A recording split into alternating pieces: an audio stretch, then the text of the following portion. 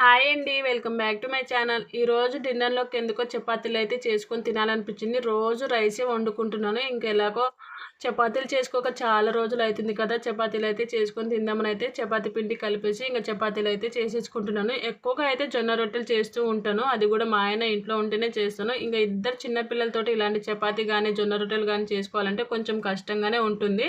ఇంకా ఎలాగో ఇంట్లోనే ఉన్నారు కదా, ఇంకా పిల్లల్ని అయితే చూసుకుంటున్నాను. ఇక్కడ నేనైతే చపాతీలు అయితే చేసేసుకుంటున్నాను. ఇంకా చపాతీలు అయితే చాలా బాగా వచ్చాయి. ఎంత చపాతీలు జొన్న రొట్టెలు తిన్నా కానీ లాస్ట్లో కొంచెం అన్న రైస్ తింటేనే కడుపు నిండినట్టు అనిపిస్తుంది నాకైతే. మీకు కూడా అలాగే అనిపిస్తుందా లేదా అనేది కామెంట్లో కామెంట్ చేసేయండి. ఇక్కడ ఒక చపాతీ చూడండి ఎంత బాగా పొంగిందంటే అంత బాగా పొంగింది. ఇంకా పూరి పొంగితేనే ఎంతో హ్యాపీగా ఫీల్ అవుతాము, అలాంటిది చపాతీ చూడండి ఎంత బాగా పొంగిందో. చాలా సాఫ్ట్గా అయితే వచ్చాయి చపాతీలు. ఇంకా ఆఫ్టర్నూన్ చేసిన బీరకాయ కర్రీతో అయితే మా డిన్నర్ అయితే కంప్లీట్ చేసేసాము.